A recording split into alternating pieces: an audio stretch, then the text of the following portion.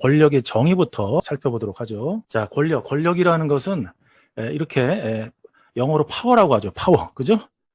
옛날에 그 클린트 이스트우드 주연의 영화 있었죠. 앱솔루트 파워라는 뭐 영화도 있었는데 뭐 절대 권력 맞습니다. 권력은 이렇게 타인의 행동에 변화를 가져올 수 있는 개인의 어떤 능력이라든지 아니면 집단 또는 조직이 지니는 힘 뭐 이런 것을 뜻하는 것입니다. 이 권력이라는 것은 이 행사자하고 그다음에 권력을 받는 사람이죠. 권력을 받는 대상자 또는 수용자 이런 사람들 간의 상호작용을 통해서 형성된다는 점, 행사가 된다는 점, 그리고 이 권력이라는 것은 서로 간에 도움이 되는 어떤 관계일 수도 있는 것이고, 그다음에 의존적 관계이거나 이렇게 강압적 관계일 수도 있다라는 것입니다. 권력이라는 것은 권력이 또 오래되면 뭐 부패한다 뭐 그런 얘기도 있잖아요, 그죠? 그만큼 권력이라는 것은 고정불변의 것이 아니에요. 이렇게 변할 수 있는 역동성을 지니고 있다라는 것입니다. 자, 우리가 이제 권력과 혼용되는 개념으로 권력과 권한 뭐 이런 것들이 있거든요. 먼저 이걸 좀 살펴보죠. 우리가 이제 이 권력이라는 건 뭐냐면 행사자 개인이 뭔가 목적을 달성하기 위해서 이제 활용하는 것을 말합니다. 그래서 이 권력이라는 것은 이 권력을 받는 사람이 이거에 대해서 복종을 했을 때 성립되는 개념이 바로 권력이에요. 권력이라는 것은 또 특히 이렇게 보상적 권력부터 정보적 권력까지가 해당이 되는 것이고, 이 권력 가운데 하나가 바로 이제 권한이라고 보시면 된다라는 거예요. 이런 어떤 합법적 지위에서나 공식적 지위에서 나오는 권력을 우리가 이제 권한이라고 말한다는 것입니다. 이것도 마찬가지로 권력과 마찬가지로 권한은 이 공동의 목적을 달성을 위해 행사될 때 정통성이 부여되는 것이고, 또 마찬가지로 팔로워들이 있죠. 부하 직원의 어떤 구성원들의 수용이 있을 때 성립된다라는 것입니다. 이 권력이라는 것은 조직 내 이제 보편적인 현상인 것이죠. 그렇기 때문에 조직 목표 달성을 위해서 경영자나 관리자들이 발휘해야 될 어떤 리더십의 기본이라는 것입니다. 그래서 이제 우리가 공부하는 것이기도 하죠. 자, 리더에게 이 권력이란 힘이 결여됐을 때는 제대로 된 어떤 리더십을 발휘할 수 없다. 그렇기 때문에 집단이나 조직이 추구하는 어떤 목표를 달성하기가 어렵다라는 것입니다. 권력에 대한 정의는 이 정도로 좀 짚으면 될 것 같고, 권력에 대한 정의는 이 권력의 유형을 갖다 이해하면 여러분들이 조금 더 피부에 와닿게 이해하실 수 있다라는 거예요. 자, 이렇게 플렌치와 레이브는 이 권력의 유형을 최초엔 5가지였어요. 근데 이제 추가로 한 가지가 이제 추가가 돼서 여기 6가지 권력으로 이제 구분이 된다라는 것입니다. 그래서 첫 번째 합법적 권력이라는 것이 있죠. 앞서 말했던 우리가 권한이라고 부르는 거 있죠. 이게 바로 이제 합법적 권력을 권한이라고도 부를 수 있다라는 거예요. 그래서 정당성의 권력이라고 하죠. 조직에서 인사발령 있죠. 조직 내 인사발령이라든지 이런 것을 통해서 공식적으로 이렇게 부여한 어떤 권력 이런 것들을 일컬어서 이제 합법적 권력이라고 얘기를 하는 것입니다. 그래서 권한이라고 그러죠. 권한, authority라고 이제 표현을 하는 것이죠. 조직인 어떤 조직도상에 명시적으로 이렇게 표현되어 있는 명시화된 그런 권력을 이제 합법적 권력이라고 한다.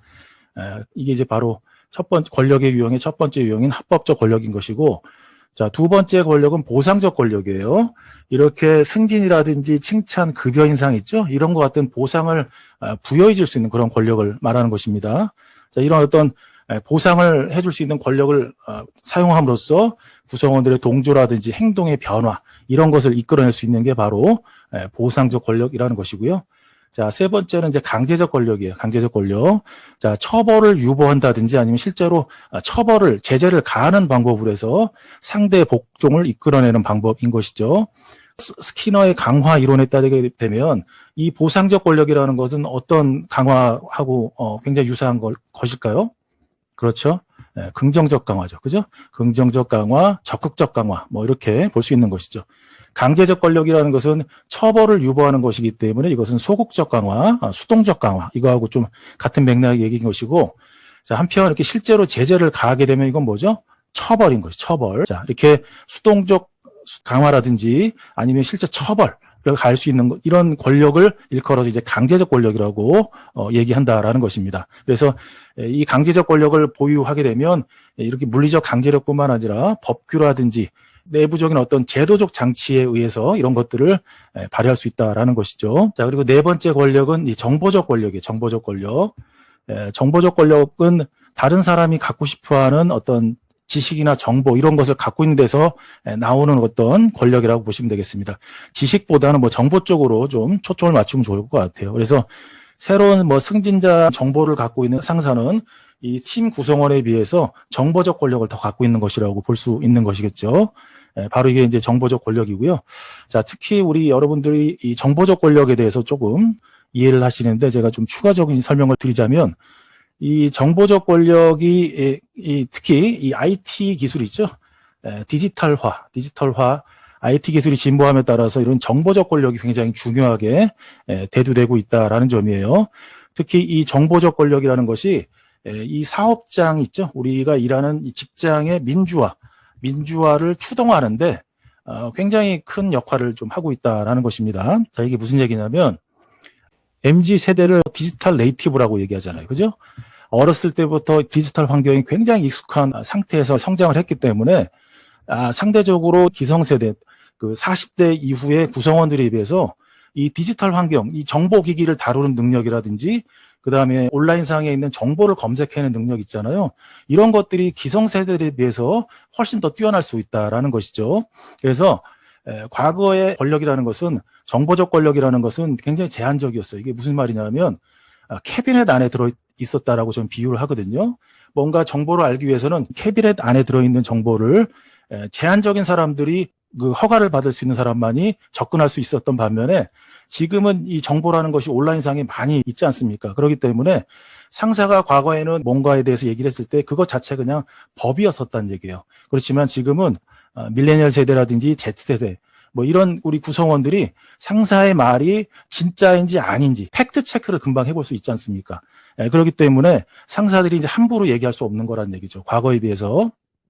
그래서 이런 어떤 디지털 네이티브의 어떤 특성을 갖고 있는 요즘 최근의 어떤 신세대 구성원들은 이런 정보적 권력을 최대한 활용할 수 있다. 그래서 과거의 관리자들의 어떤 일방적인 어떤 권력에 의해서 어떤 예속되고 좀 수동적이었던 어떤 입장이었던 반면에 이제는 이 정보적 권력을 활용을 해서 상사와 관리자들에게 이전보다는 조금 더 높은 권력을 발휘할 수 있는 점이 있기 때문에 이런 점이 직장 내 어떤 민주화를 좀 추동하는 데 있어서 역할을 하고 있다라는 그런 연구도 있다라는 것입니다. 자, 권력의 유형 5번째는 준거적 권력이에요. 준거적 권력. 준거적 권력이라는 것은 뭐냐면 개인이 지닌 매력이라든지 용모라든지 그다음에 뭐 이런 거 있죠. 우리 특히 이제 개인 특성이죠. 개인 특성은 가치관이라든지 뭐 윤리의식이라든지 특히 성격 뭐 이런 거 있지 않습니까? 이거죠.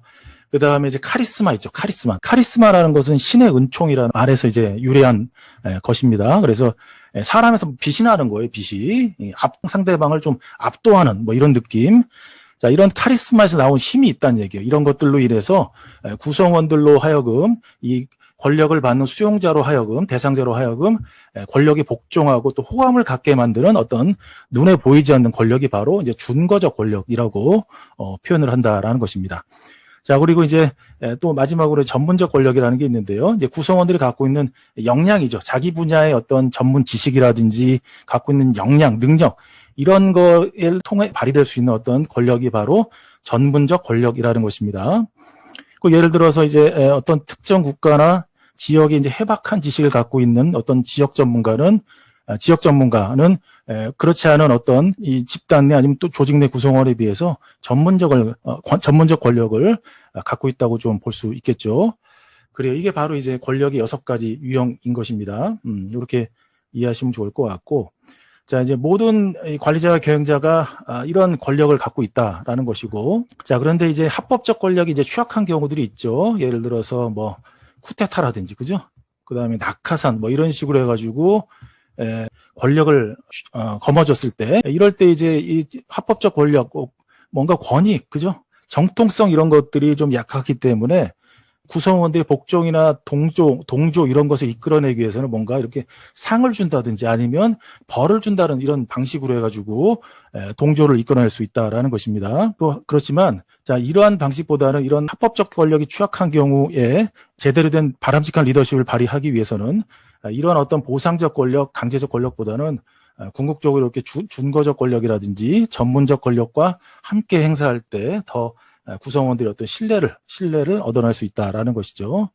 그래요. 요 점 참고하시면 좋을 것 같고요. 자, 이러한 점들이 이제 권력의 유형에 대한 설명이었습니다.